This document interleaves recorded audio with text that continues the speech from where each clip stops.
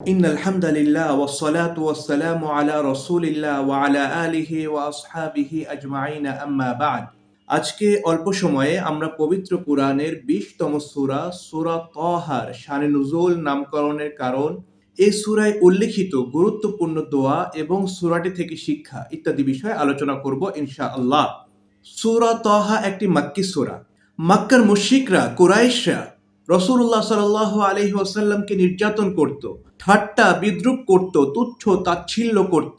নির্যাতনের এক পর্যায়ে এসে মক্কার মুশরিকরা রাসূলুল্লাহ সাল্লাল্লাহু আলাইহি ওয়াসাল্লামকে বলতে শুরু করলো, এই কোরআনের কারণেই তোমার এত কষ্ট হচ্ছে, তোমাকে তুচ্ছ তাচ্ছিল্য করা হচ্ছে, বিদ্রূপ করা হচ্ছে, নির্যাতন করা হচ্ছে। যখন তারা কোরআনের বিপক্ষে অপবাদ দেওয়া শুরু করলো, তখন আল্লাহ সুবহানাহু ওয়া তাআলা সূরা তাহা অবতীর্ণ করেন। এটাই হলো সূরা তাহা অবতীর্ণ হওয়ার প্রেক্ষাপট বা শানে নুজুল। কোরআনের কারণে রাসূলুল্লাহ সাল্লাল্লাহু আলাইহি ওয়াসাল্লামকে তুচ্ছ তাচ্ছিল্য করা হচ্ছে, বিদ্রূপ করা হচ্ছে, এই অপবাদের দিকে ইঙ্গিত করে পবিত্র কোরআনে সূরা তাহার ২য় নাম্বার আয়াতে আল্লাহ সুবহানাহু ওয়া তাআলা বলেন, মা আনজালনা আলাইকাল কুরআনা লিতাশকা। হে নবী, আপনাকে কষ্ট দেওয়ার জন্য এই কোরআন অবতীর্ণ তো আমি করিনি, ইল্লা তাযকিরাতাল লিমান ইয়াখশা, যারা আল্লাহকে ভয় পায় তাদের জন্য এই কোরআন উপদেশ। অর্থাৎ মক্কার মুশরিক ও কুফফাররা যে কথা বলতো যে কোরআনের কারণে রাসূলুল্লাহ সাল্লাল্লাহু আলাইহি ওয়াসাল্লামকে ঠাট্টা করা হচ্ছে, বিদ্রূপ করা হচ্ছে, এই কথা ডাহা মিথ্যা কথা। মক্কার মুশরিক ও কুফফাররা তারা আল্লাহ সুবহানাহু ওয়া তাআলার একত্ববাদ কোনোভাবেই মেনে নিতে পারেনি। মূর্তির বিপক্ষে রাসূলুল্লাহ সাল্লাল্লাহু আলাইহি ওয়াসাল্লাম যে দাওয়াত দিয়েছেন, একত্ববাদের তাওহীদের দাওয়াত, এই তাওহীদের দাওয়াত, একত্ববাদের দাওয়াত মক্কার মুশরিক ও কুফফাররা কোনোভাবেই মানতে পারেনি। এই জন্য তারা রাসূলুল্লাহ সাল্লাল্লাহু আলাইহি ওয়াসাল্লামকে অন্যায়ভাবে নির্যাতন করত, বিদ্রূপ করত, ঠাট্টা করত। সাহাবা ইকরাম রাদিয়াল্লাহু তাআলা আনহুমকে বিদ্রূপ করত, ঠাট্টা করত, নির্যাতন করত। সূরাটির নামকরণের কারণ, সূরাটি শুরু করা হয়েছে তাহা এই দুটি অক্ষরের মাধ্যমে। এই দুটি অক্ষরকে আরবিতে বলা হয় হুরুফুল মুকাত্তাআত, অর্থাৎ বিচ্ছিন্ন অক্ষর। তাহা এই শব্দের অর্থ কি? আল্লাহই ভালো জানেন এই শব্দের অর্থ কি। যেহেতু সূরাটি ত ও হা এই দুটি হুরুফে মুকাত্তাআত বা বিচ্ছিন্ন অক্ষরের মাধ্যমে শুরু করা হয়েছে, এই বিচ্ছিন্ন দুটি অক্ষরকে কেন্দ্র করেই এই সূরার নামকরণ করা হয়েছে সূরা তাহা।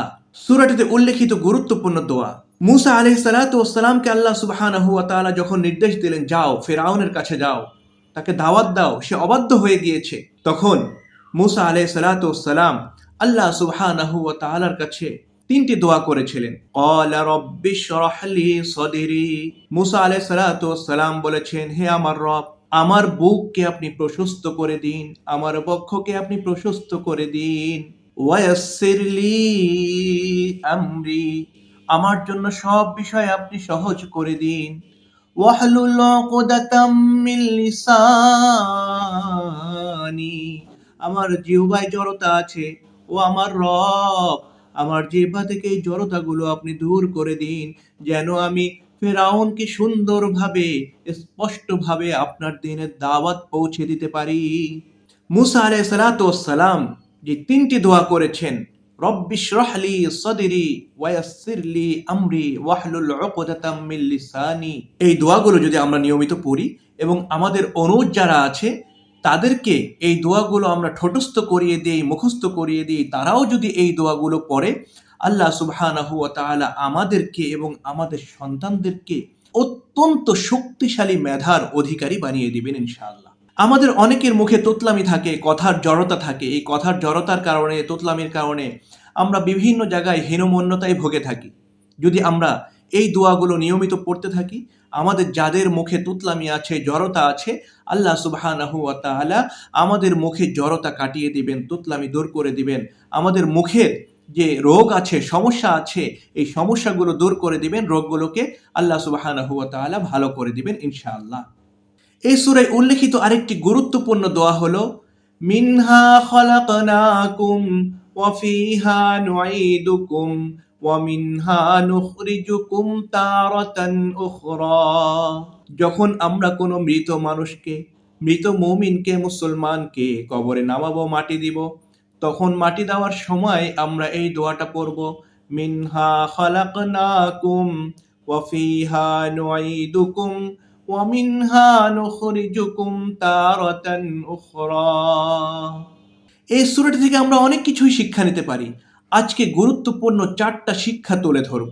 1 নাম্বার শিক্ষা হচ্ছে, ইসলাম মানার কারণে আমাদেরকে কষ্ট দেওয়া হচ্ছে, আমার চাকরি হচ্ছে না, আমার বিয়ে হচ্ছে না, আমার এই সমস্যা, আমার ওই সমস্যা, আমার নানান প্রবলেম হচ্ছে, এরকমটা আমরা যারা মনে করি, কথায় বলি বা প্রকাশ করি, লিখি, আমাদের জন্য শিক্ষা হচ্ছে যে ইসলাম মানার কারণে মানুষ আমাকে তুচ্ছ-তাচ্ছিল্য করছে, আমার এই সমস্যা হচ্ছে, ওই সমস্যা হচ্ছে, বিষয়টা আসলে ঠিক না। আমরা যদি ইসলামকে ইসলামের মতো করে মানতে পারি, আল্লাহ সুবহানাহু ওয়া তাআলা যেভাবে আমাদেরকে শতভাগ ইসলাম মানতে বলেছেন, যদি শতভাগ ইসলাম আমরা মানতে পারি, আল্লাহ সুবহানাহু ওয়া তাআলা এই দুনিয়ায় আমাদেরকে সম্মানিত করবেন এবং পরকালে আমাদের জন্য সম্মান তো অপেক্ষা করছেই।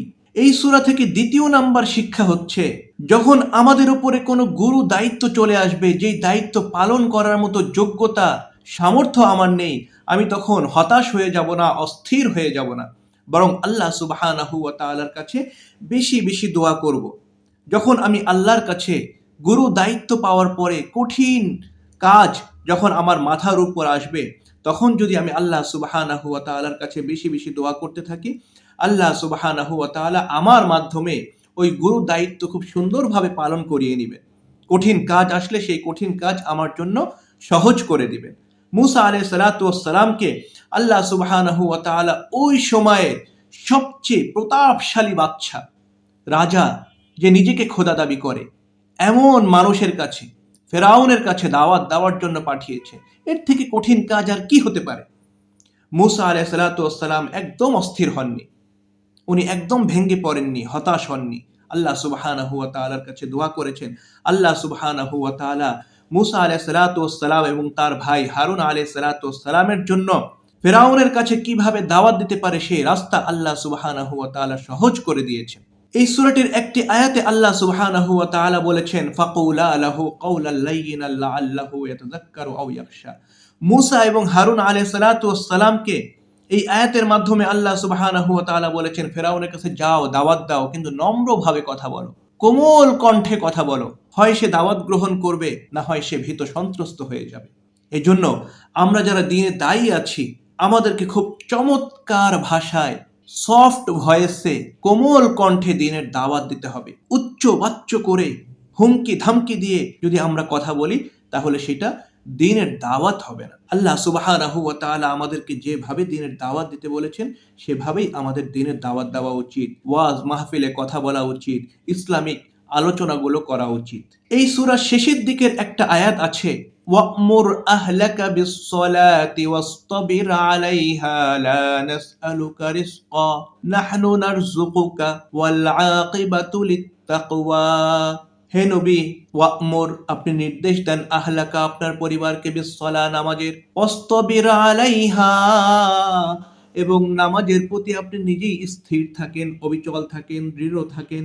এই আয়াতের মাধ্যমে শিক্ষা হচ্ছে, আমি নিজে সালাত আদায় করব, আমার পরিবার পরিজন সহ আশেপাশের সমস্ত মানুষদেরকে আমি সালাতের দাওয়াত দিব। সালাতের দাওয়াত একদিন দিয়ে আমি চুপ হয়ে যাব, বিষয়টা এরকম না। যতদিন আমার হায়াত আছে, সুস্থতা আছে, আমি নিজে সালাত ছাড়বো না, সালাত আদায় করব এবং পরিবার পরিজন সহ সবাইকে আমি সালাতের দাওয়াত দিতেই থাকবো। আপনারা আমার জন্য দোয়া করবেন যেন আমি আপনাদের সামনে পবিত্র কোরআনের প্রতিটি সূরার শানে নুজুল, নামকরণের কারণ, উল্লেখিত গুরুত্বপূর্ণ দোয়া, সংক্ষিপ্ত তাফসীর এবং সূরাগুলোর শিক্ষা শুদ্ধভাবে, সুন্দরভাবে তুলে ধরতে পারি। অলরেডি আমি সূরা ফাতিহা থেকে শুরু করে সূরা তহা পর্যন্ত 20টি সূরার শানে নুজুল, নামকরণের কারণ, উল্লেখিত গুরুত্বপূর্ণ দোয়া, শিক্ষা, সংক্ষিপ্ত তাফসীর, ফজিলত, এগুলো তুলে ধরেছি। প্রত্যেকটা ভিডিও আমার চ্যানেলে আছে, যার যখন সময় হয়, সুযোগ হয়, দেখে নেবেন ইনশাআল্লাহ। এবং অন্যদের সাথে এই ভিডিওগুলো শেয়ার করবেন, যেন আমাদের ভাই বোনরা কোরআনের প্রতি আগ্রহী হয়, কোরআন জানার প্রতি, শেখার প্রতি আগ্রহী হয়। আপনারা আমার সাথেই থাকবেন, আমার চ্যানেলের সাথেই থাকবেন। আসসালামু আলাইকুম ওয়া রাহমাতুল্লাহি ওয়া বারাকাতুহু।